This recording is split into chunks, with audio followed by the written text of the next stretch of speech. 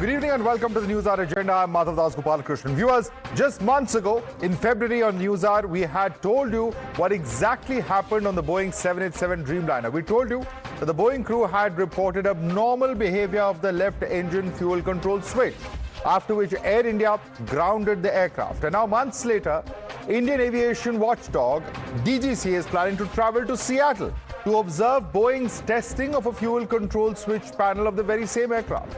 The testing, described by Indian officials as sensitive, renews the spotlight on fuel control switch, which regulates the flow of jet fuel into a plane's engine. Now, investigators are also preparing a final report into the Air India 787 crash that killed 260 people in Ahmedabad last June. There's an update coming in. In fact, breaking news, we have Air India, which has issued an official statement on Indian regulators' presence at the tests of fuel switches in Seattle. In fact, the statement reads, and I quote, "The module had already been confirmed as fully functional by both the OEM and the DGCA." OEM, of course, being the original equipment manufacturer, and the decision to proceed with further review and testing, Air India says, is understood to be intended to ensure a thorough and a conclusive evaluation of the component. As a measure of abundant caution, in fact, and they say that this additional step involves examination in a controlled laboratory environment to definitively confirm its performance and integrity, and that Air India fully supports the process. Let's quickly take this across to my colleague Shefali. Shefali, Air India is coming out and making it stand clear that they support it, but this is to be conclusively sure. The question is, all along, for close to a year now, we were told that this is conclusive, that there is no problem with the switches. Why now are we looking at a test happening just about a month before the report is scheduled to come out, the final report of the AAIB? Right, Madhav. We also know when the incident happened, which was on 1st of February 2026. And later the said aircraft was grounded, which was on the very next day when the plane landed here in Bengaluru. And later it was grounded. But after the many checks which was done by the OEM and DGCA, with both of the parties stating that it has nothing to do with the module, and the fact that there was no problem with the module, and the pilot was not able to use the module properly as per the procedure, as scheduled in the Boeing manual. And later it was told that it is serviceable. But now suddenly DGCA asking to conduct a test again in the Seattle facility of the OEM, which in this case is Boeing, is something to be pondered upon. As DGCA now saying that it is as part of continued airworthiness of involved fuel control switch, and now has directed for their inspection at OEM facility. Okay, stay with us, Shivali, because there's more updates coming in. In fact, these are switches which are designed to be immovable without action from pilots. And now they've come under scrutiny since a preliminary report into the crash found that they had been shut off nearly simultaneously, in fact, just a second apart, starving the engines of fuel. During the February incident in London, Times Now told you that the crew observed that during the engine start, the fuel switches did not remain fixed in the run position on the first two attempts. In fact, Boeing told Air India in February that the module containing fuel switches was found to be serviceable. The DGCA had said the switches passed checks. What then happened is a big question. In fact, now top DGCA sources are telling Times Now that Air India fuel control switch test will be carried out in the presence of DGCA officials, and Air India has been formally informed about the same. All right, there's more update coming in. Boeing statement, in fact, is now coming in on DGCA as well. Let's quickly put that up as well. In fact, Boeing is also going to monitor this. Boeing statement says that the 787 fuel control switch in Seattle, that they are in constant contact with their customer and will continue to support them. So this is, of course, very significant. Both Boeing as well as DGCA, Shefali, have confirmed that this testing will indeed happen. Now, the big question is, why is it happening so close to the final AAIB report? Once again, that question arises. Is it only because that incident happened in London, or is there more to it? No, of course, Madhav, the fuel control switch is something that has always, since AI 171 crash, it has been there. Questions were being raised about when we look at AI 171 crash as well.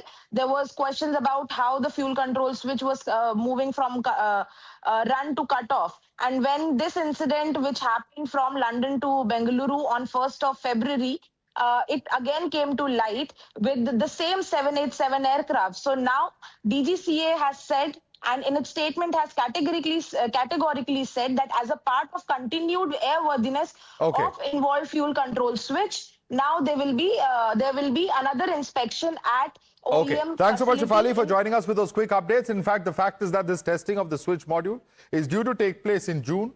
And this date collides with the anniversary of the Ahmedabad plane crash, which is also the deadline of the final report as per ICAO norms. The DGCA now wants to examine the switch's locking mechanism and if there is an external pressure that was applied as well, and what really the implication of this is. Let's quickly open this up to our panel. Joining us is Captain Amit Singh, aviation expert and founder of Safety Matters Foundation. We have CS Randhawa, president of the Federation of Indian Pilots. We also have Captain Meenu Wadia, who's founder president of the Federation of Indian Pilots. We have Jayesh Rawat, former joint director general of the DGCA, and Saroj Damania, aviation lawyer, also joins us. Let me start with you. Captain Amit Singh, what are we looking at over here? Now, what is very curious is the manner in which all of this found mentioned in the preliminary report. We know that there was a fragment or a sliver of the conversation that was put forth, and this finding of the switches moving within 1 second of each other. We know that in London there was an incident, the Heathrow to Bangalore flight of the 787, where again there was a similar question over these switches. Now, if there have been these questions which have been lingering for over 10 months, why on the eve, or maybe a month, month and a half before the AAIB report has to come in, does this question over the switches once again arise? This is all a distraction. A 30-second flight has taken almost a year to investigate. And let me tell you, the OEM here is Honeywell. Boeing has a design, they have designed the aircraft and assimilated parts from different vendors. So Boeing cannot test the fuel control switch because they have not manufactured it. In the US, there are court cases against Boeing and Honeywell on the same issue about the fuel control switches. And this incident, I don't know what DGCA has categorized it as, occurred in Feb beginning. And DGCA issued a statement that there's nothing wrong with the fuel control switches. And in addition, based on Boeing's communication, the pull to unlock force was checked and everything was found okay. Then why now again they have put it up is the issue. I wrote to AAIB in February that it should come under purview of the AAIB since they're already investigating the crash and fuel control switch is under suspicion. So DGCA itself is under investigation in the AAIB because they are in charge of the regulatory oversight. So how can they investigate the fuel control switch? And in the past, we have seen email exchanges between Boeing officials in the MCAS issue that how well they know Indian DGCA and how well they can manipulate them. So that is a bigger issue. So analogy is if a crime happens and the police is suspect, it is handed over to CBI. Another similar crime happens, police will not investigate, CBI will investigate. Correct. The higher authority does it. Okay, so there's a conflict of interest essentially, which is what you're pointing out. Let me bring in Mr. Jayesh Rawat on that. Mr. Jayesh Rawat, how can the DGCA be a judge in a case in which its own role, can at some level come under question? Is there a conflict of interest there? And what explains the DGCA's sudden interest? Because in February we were told everything is hunky-dory.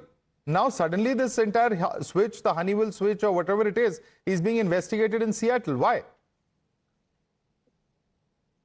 Because earlier they have categorically confirmed that there is no problem with the switches, and because it has been tested in the OEM's facility also. So I don't know why they are, because the switches basically of the 2nd February incident, which has happened during the start of the engine at the UK London.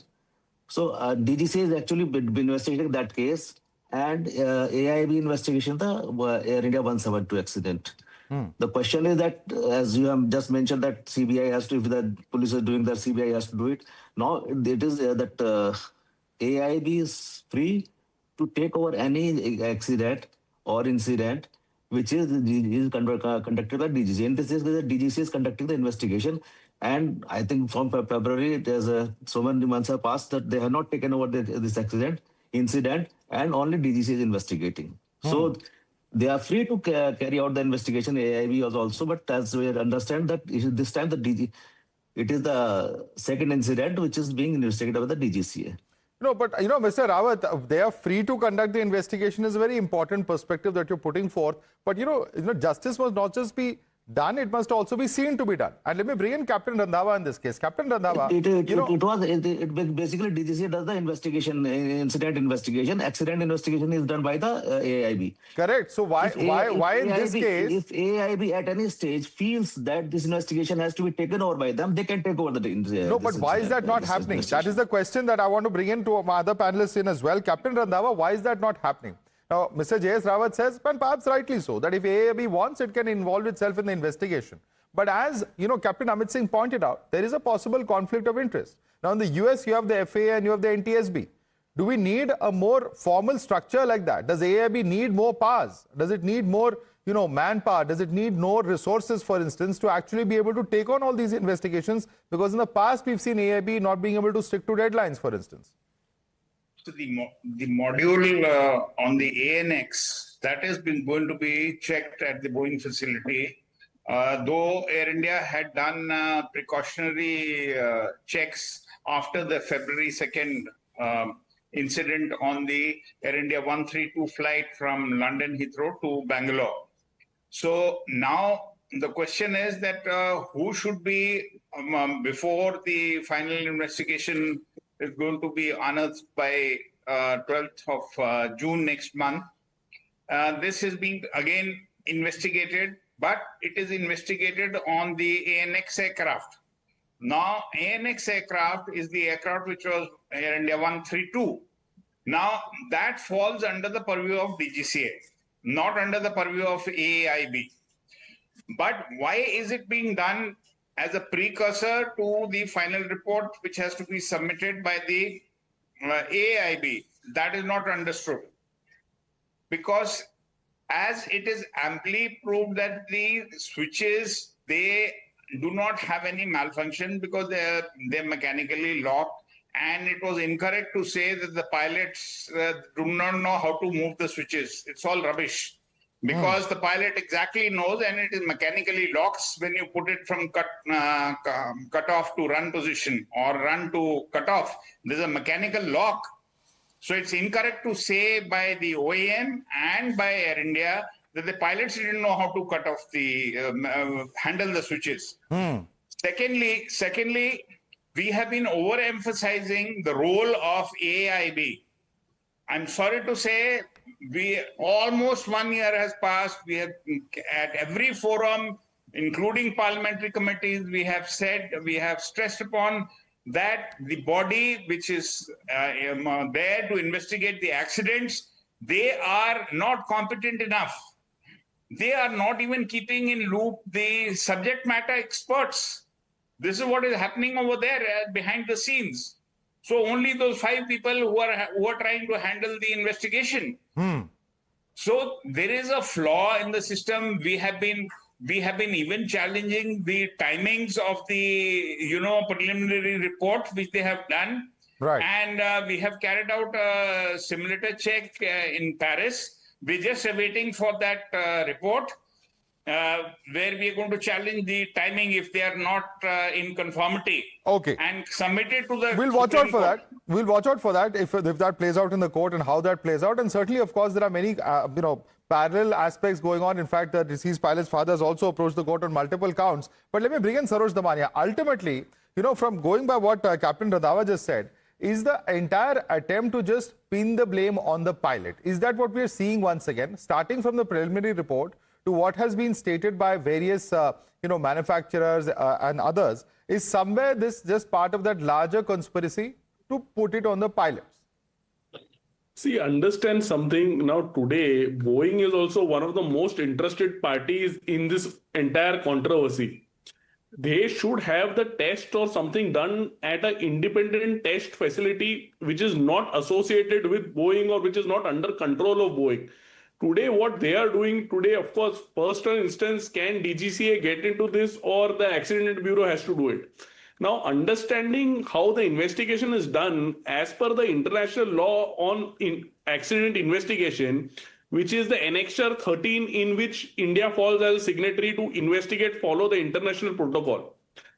The process is that they have to follow any incident relating to similar to the crash if occurs, like the engine switch incident on another flight also. The Accident Investigation Bureau is supposed to look at it. That is what the ICAO Annexure 13 says, that it is not only technical aspect of that aircraft, but subsequent technical events relating to a similar aircraft also have to look by the Accident Investigation Bureau. In this case today, the DGCA is saying that we are investigating a separate incident of another journey and not the crash incident, and that is why we will not involve the Accident Bureau and we are doing it independently. That's completely unknown to international law standards which have been laid down and which India is a signatory to. Right. So ideally, this should have been done jointly by the Accident Bureau and the DGCA. Our ideal situation is, and Boeing doing the test once again, so they are not satisfied with the current results. That means. Let me bring in Captain Wadia. I think that's a very interesting point. Who should be doing the testing? Should it be done within a Boeing campus? Should it be done by Honeywell? Those are very important questions. And should the regulator there, perhaps the FAA or the NTSB or whoever is qualified to do so, be the location where that test happens is an important question coming in from Saroj Damania. But I'd also like to draw attention, Captain Wadia, to another aspect. We are in the year 2026. From the year 2018, we have seen concerns being expressed about Boeing aircraft and the fuel switches. It started with the 737, and we know how the 787 fuel switch is a similar sort of locking mechanism as the 737. Why are we seeing these repeated delays and repeated questions coming in even 8 years later on such a sensitive aspect of the aircraft? It's a very important point for you to consider. Listen again to both the pilots who have given their opinions earlier, Captain Amit Singh and Captain Randhawa. What have both the pilots emphasized on? The system. Today, it is not about the switches. It is not about the DGCA. After all, who's the DGCA? Mainly bureaucrats. After all, who's doing the investigation? As Captain Amit Singh rightly pointed out, a 30-second flight is taken more than a year to investigate. And there is so much that is drastically wrong, which has not been highlighted. First of all, the aircraft has climbed to an altitude of about 600 feet or so and got a speed of 180 knots or so. So the power was available after takeoff for some few seconds, so about maybe 10 to 15 seconds. And the gear was left down.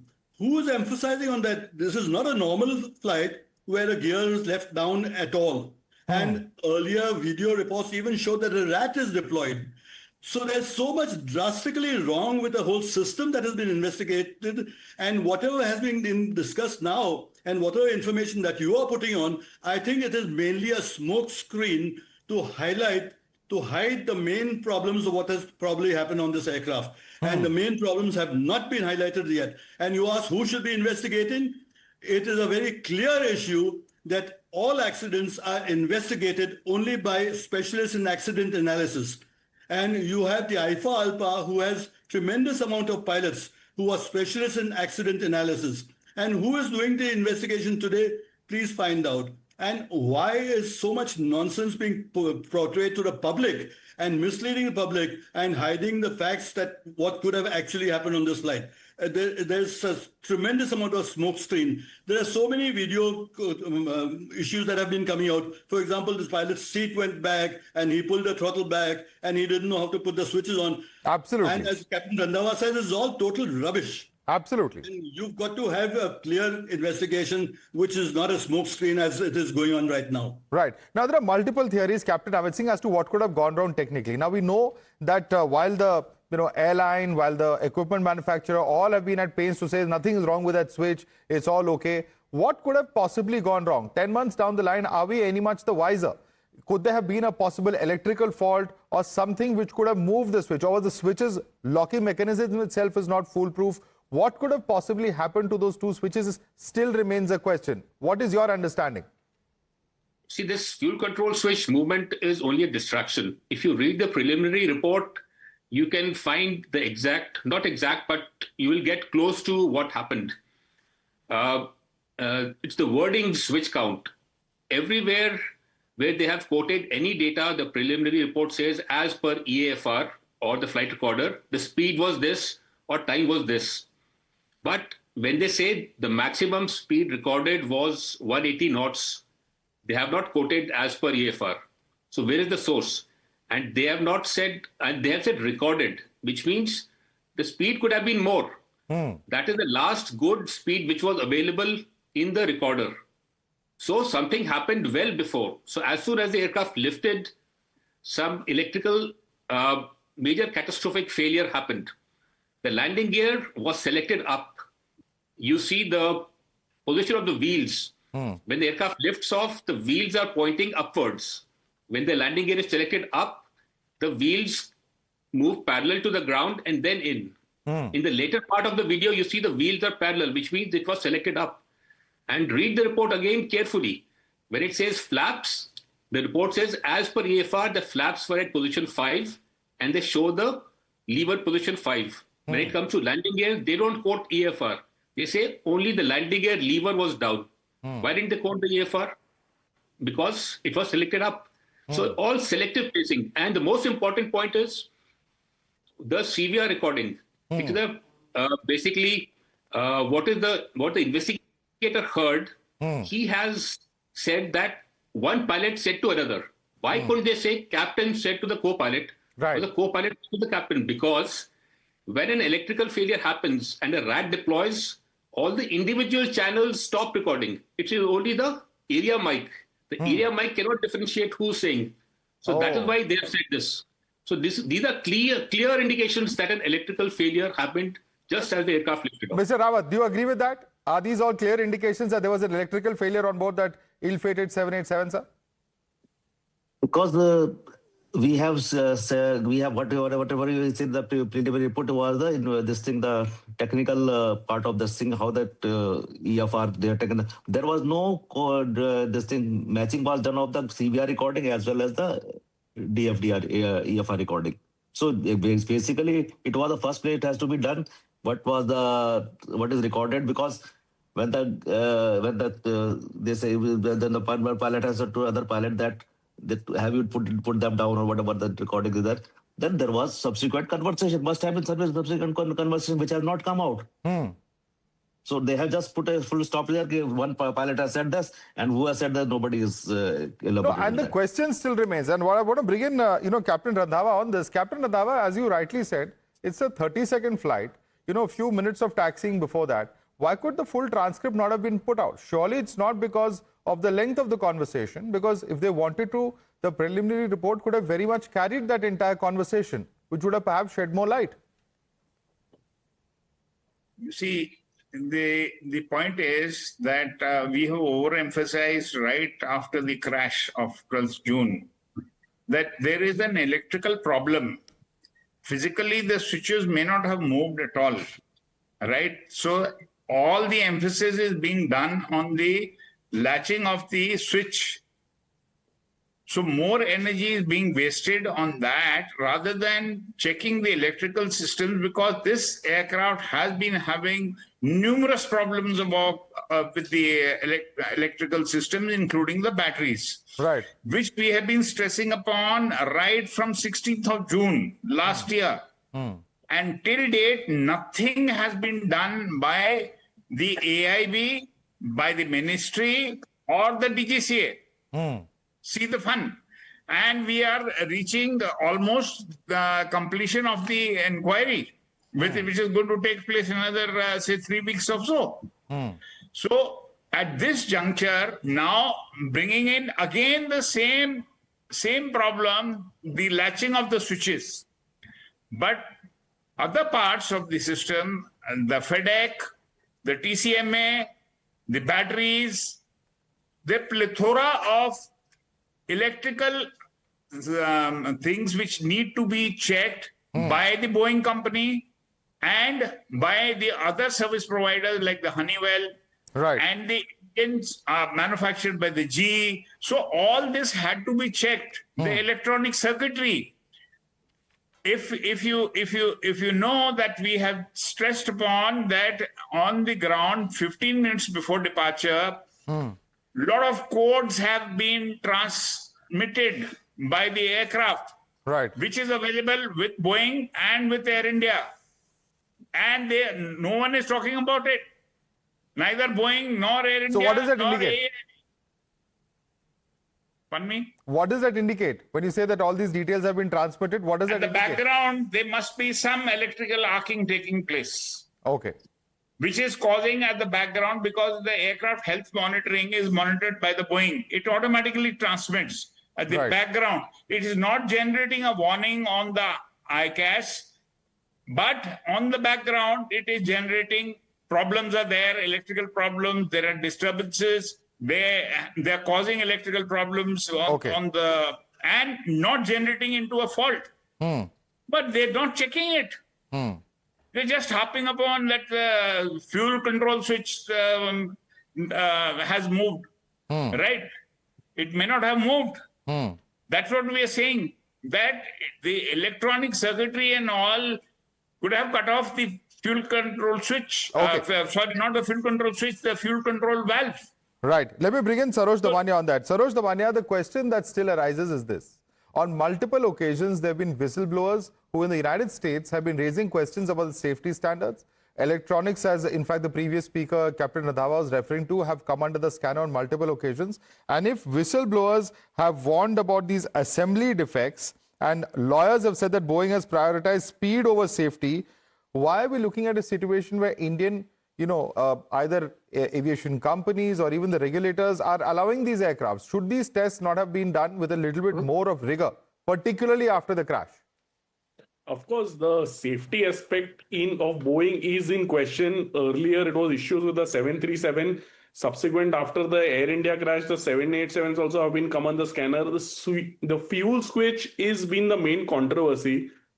Boeing has not got any proactively taken some steps after such big issue. UN crash happened. They should ideally replace the design or maybe got into process to solve the problem. What they are trying to show is there's nothing wrong. It was the pilots who were at fault. They moved the switches and technically the aircraft was fit to fly is what they're seeming to show the world. There has to have some technical defect. These pilots who are flying the aircraft were experienced pilots. It is not some newbie pilot who was flying it and the plane crash. So the fuel switch cannot be the sole contributor. Of course, there have to be multiple things, and with the 787 also, there have been multiple whistleblowers who have come out with, due to the certification issues or safety standards or the quality of parts which were used on the aircrafts at the time of certification, have been under question by Boeing staff themselves, who are the whistleblowers in the US. Right. And there is a huge legal claim pending against Boeing, of course, in the US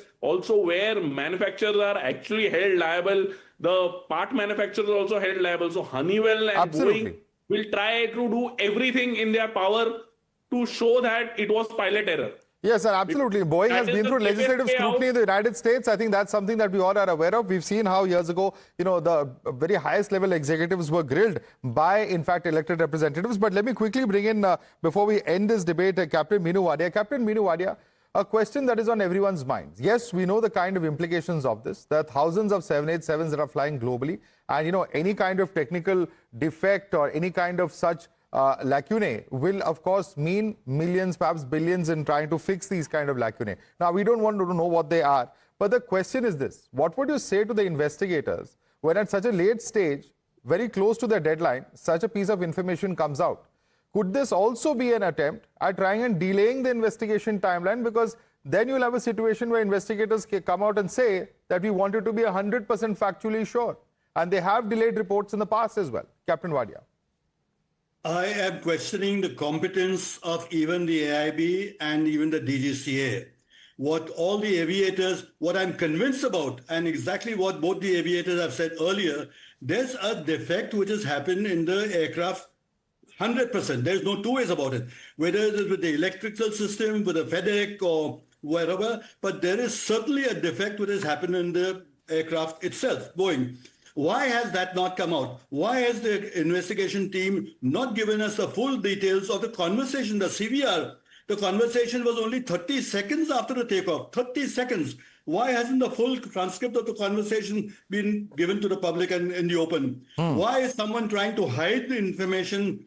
It is obviously for someone's vested interest. I am 100% convinced that there are vested interests in this investigation because by now facts would have come out. Definitely. All right, we'll have to leave it there. Captain Amit Singh, Captain C.S. Randhawa, Captain Meenu Wadia, J.S. Rawat and Saroj Dabania. I'd like to thank all of you for joining us with your perspectives, but certainly a lot of drama. This is the biggest aviation story of the year 2026. Everyone is standing by for that AAIB report to reveal the truth of what happened in the Ahmedabad crash. In the midst of that comes this drastic development. Is this a smokescreen, like some of our guests have been saying? Is there some genuine, technical concerns that are there as far as the aircraft itself is concerned? And what is the implication of all this as far as the investigation is concerned? That's something that we're going to be watching out for in coming days. I'd like to thank all of you gentlemen for joining us this evening.